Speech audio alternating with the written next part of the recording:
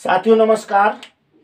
हिंदी की प्रैक्टिस हम आपको करा रहे हैं इस समय, तो उसमें सवाल का तुरंत आंसर बता देते हैं तो शायद कम अच्छा हो रहा है।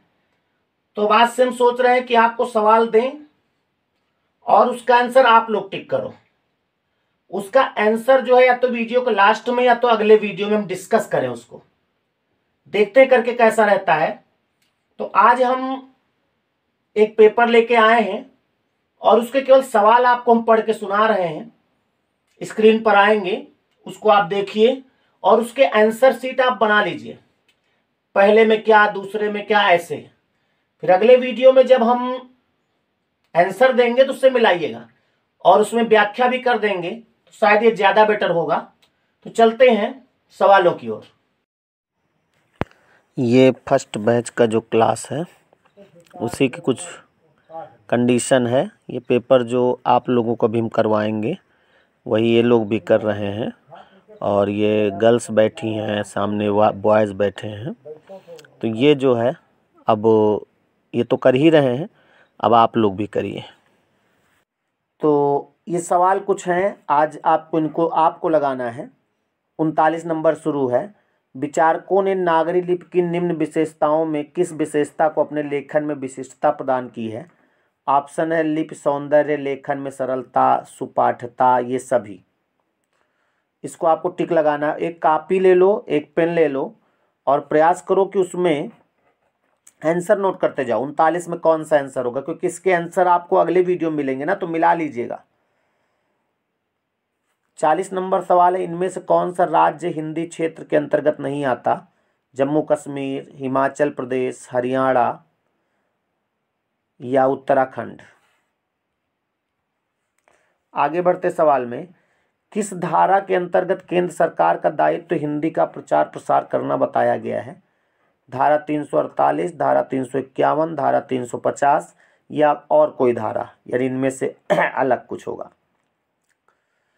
अगला सवाल है, हिंदी की तालव्य ध्वनियाँ कौन सी हैं?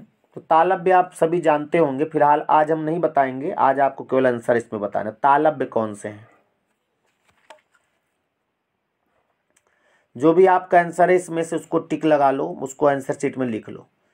43 नंबर सवाल इधर ऊपर आप देखेंगे, मुंद गया है ये। 43 नंबर सवाल यहाँ से देना है, वर्णों के उस समूह को जिससे कोई निश्चित अर्थ निकलता हो क्या कहते हैं? शब्द, वर्ण, वर्ण समूह या वक्तव्य? टिक लगाया? टिक क्या लगाओगे, आंसर लिख लो जो 43 में आप किए हो। 44 है, अजायब घर कैसा शब्द है? देसी है कि तत्सम है कि विदेशी है कि संकर है? अजायब घर हमने करवाया है इसको। उसके बाद 45 है, निम्न में से शुद्ध वर्तनी का चयन कीजिए। मृत्युंजय लिखा है, हालांकि हमने बोल दिया सही कर लेंगे आप। इन चारों में से कौन सही होगा?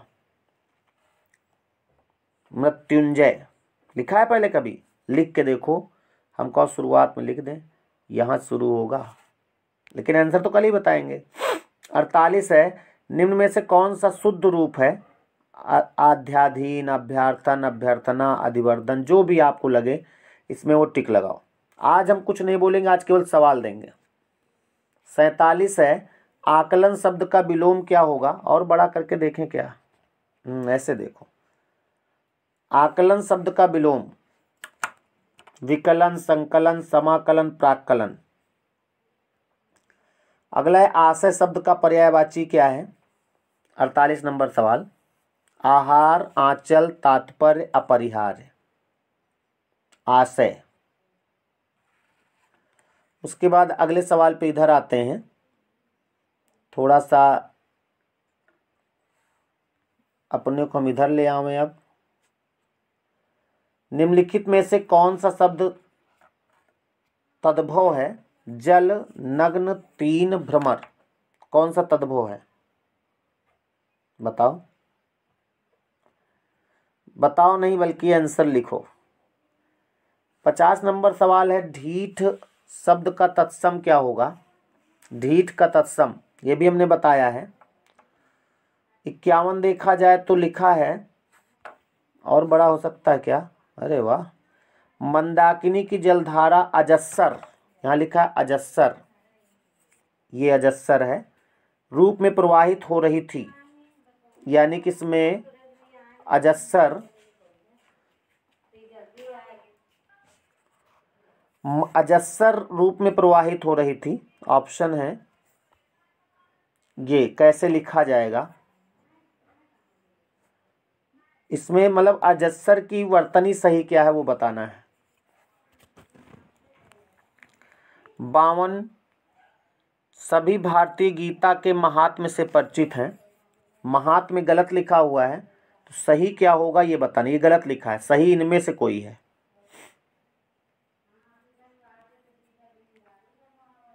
53 देवर का स्त्रीलिंग क्या होगा? देवर का स्त्रीलिंग बताइए। देवरी, देवरी ने लगाओ, नहीं बवालो हो जाए। हम नहीं जानते, आप लगाइए अपने हिसाब से। आंसर हम कल बताएंगे। अगला सवाल इधर आ गया है 54 नंबर। खिलाड़ी गमनीय शब्द में कौन सा प्रत्यय है? यानी खिलाड़ी में प्रत्यय बताना और गमनीय में बताना है।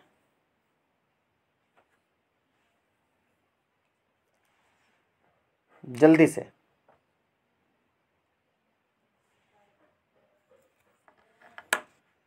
हम फिर से इधर चले जाएं। सही है, खिलाड़ी गमनीय शब्द में प्रत्यय लगा लिया। 55 है, निम्नलिखित शब्दों में से किस एक का अर्थ स्त्री है? अंगजा, अंगजा, अंगना, आंगन, अंगार। स्त्री किस माने होता है? अंगार, अंगार स्त्री, आंगन, अंगना, अंगजा। जो आपको लगे वो आंसर कागज में लिख लो। 56 नंबर देखो, निम्नलिखित शब्दों में से किस एक का अर्थ ऐतराज है? आफत, आपत्ति, संकट, विपत्ति। ऐतराज हम नहीं जानते, आप बताइए। 57 है, समादर व संरक्षण में उपसर्ग कौन सा है? ये तो लगभग सभी लोग कर लेंगे। 58 है, निम्नलिखित शब्दों में से कौन सा अनेकार्थी शब्द है? शेर, गोली, कुत्ता, हिमालय। यानी किसके दो अर्थ निकलते हैं, अनेक अर्थ निकलते हो, ये बताना है। 59 नंबर है, कौन सा शब्द जातिवाचक संज्ञा नहीं है? लेखक, शिक्षक, वकील, मीठा। यानी इसमें 3 जातिवाचक हैं, एक नहीं है। 60 है, पुल्लिंग शब्द का चयन कीजिए। संतान, विजय, शक्कर, वर्णन। पुल्लिंग कौन सा है इसमें? स्त्रीलिंग पुल्लिंग निकालने के लिए हमने बहुत बढ़िया तरीका बताया है आपको। 61 है, कोयले की दलाली में हाथ काले। इसका अर्थ क्या होगा? कोयले का व्यापार मत करो, कोयले की दलाली में हाथ गंदे हो जाते हैं, दलाली नहीं करनी चाहिए, खराब काम का परिणाम भी खराब होता है। शायद सही कर लेंगे क्योंकि ऑप्शन उसी तरह है। अगला, जूतियों में दाल बांटना। मुहावरे का अर्थ है दुखी होना, अपमान करना, चापलूसी करना, लड़ाई झगड़ा हो जाना। जो आपको लगे टिक लगाओ। अगला है, निम्नलिखित वाक्यों में से एक वाक्य में विशेषण संबंधी अशुद्धि नहीं है। यानी 3 में है, 1 में नहीं है, वो कौन सा होगा? उसमें एक गोपनीय रहस्य है। आप जैसा अच्छा सज्जन कौन होगा? कहीं से खूब ठंडा बर्फ लाओ, वहां ज्वर की सर्वोत्कृष्ट चिकित्सा होती है। अगला, दी गई पंक्तियों में प्रयुक्त रस बताना है। रस बताना है आपको। भेद का चयन कीजिए। अटपटी उलझी लताएं, यहाँ शुरू है, ये नहीं है भेद का चयन कीजिए भाई। अटपटी उलझी लताएं डालियों को खींच लाए, पैर को पकड़े अचानक प्राण को कसले कपाएं, सांप सी काली लताएं। इसमें कौन सा रस है? विभत्स, करुण, रौद्र या अद्भुत? एक बार फिर दिखाएं। अटपटी उलझी लताएं डालियों को खींच लाए, पैर को पकड़े अचानक प्राण को कसलें कपाएं, सांप सी काली लताएं। रस बताना है। बीभत्स, करुण, रौद्र, अद्भुत।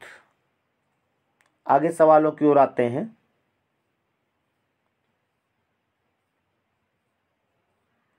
यहां से 65 नंबर से, नवै नव ग्रीव थकै गति केशव, बालक ते संग ही संग खेली। क्या बताना, छंद कौन सा है बताना है, मात्रा लगाना पड़ेगा। सोरठा कवित छप्पे सवैया, छंद मैंने पढ़ाया है और प्लेलिस्ट में है इसको, अगर ना पढ़ा हो तो आप पढ़ लीजिए। मात्रा लगाओ जल्दी से।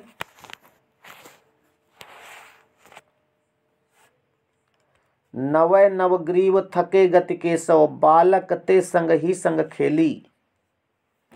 मात्रा लगाओ। ऑप्शन में देखो, ये 4 ऑप्शन है, इसी में से बताना है।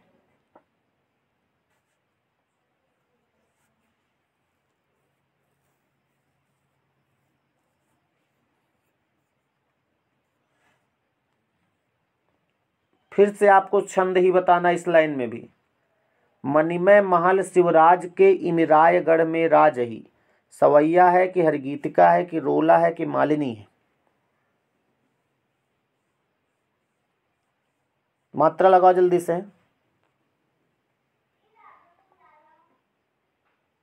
लगाओ, देख क्या रहे हो, लगाना नहीं आता? अरे तो प्लेलिस्ट में है ना, उसको जाके वहां सीखो, सीखो मात्रा कैसे लगाया जाएगा।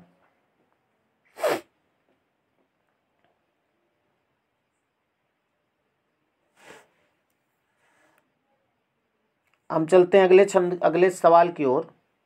ये एक लाइन लिखा है, कनक कनक ते 100 गुनी, माँ दक्ता अधिकाय, या खाए बौरात नरवा पाए बौराए। अलंकार पूछ रहा है तो सभी लोग लगा लेंगे, लेकिन हम आंसर कल ही बताएंगे। जानते हैं ना सभी लोग। 68 है, यामा कृत के रचनाकार कौन है? यामा किसकी है ये भी आप जानते हैं। सुमित्रा नंदन पंत, सुभद्रा कुमारी चौहान, महादेवी वर्मा, मीराबाई। जो भी आपको लगे वो 68 में ए, 68 में बी जो है वो लिख डालो। युद्ध और शांति किसकी कृति है? युद्ध और शांति, गुलाब राय, रामधारी सिंह दिनकर, सरदार पूर्ण सिंह, केशव दास। जिसकी लग रही है आप उसको टिक लगाओ। ध्रुव स्वामिनी किसकी रचना है? ये सब बहुत इंपॉर्टेंट है भाई, नाटक है ध्रुव स्वामिनी, जानते होंगे आप लोग। पंडित गोविंद बल्लभ पंत, जयशंकर प्रसाद, पंडित बद्रीलाल भट्ट, लक्ष्मी नारायण मिश्र। अगला है 71 से 75 तक जो है वो गद्यांश से है, इसको छोड़ दो। इतने सवालों के आंसर आप लोगों को देना है और हम अगले वीडियो में इनके सवालों के साथ, इनके आंसरों के साथ हाजिर होंगे। बाकी आप देख लें, सवाल हैं ये देखो, गद्यांश के हैं। हम सवाल आपको दिखा देते हैं। गद्यांश, मानव एक सामाजिक प्राणी है, इसके आंसर 75 तक करना है आपको, तो इसी से हो जाएंगे, इसको कराने से कोई मतलब नहीं है। तो मिलते हैं आंसर के साथ अगले वीडियो में, तब तक के लिए नमस्कार।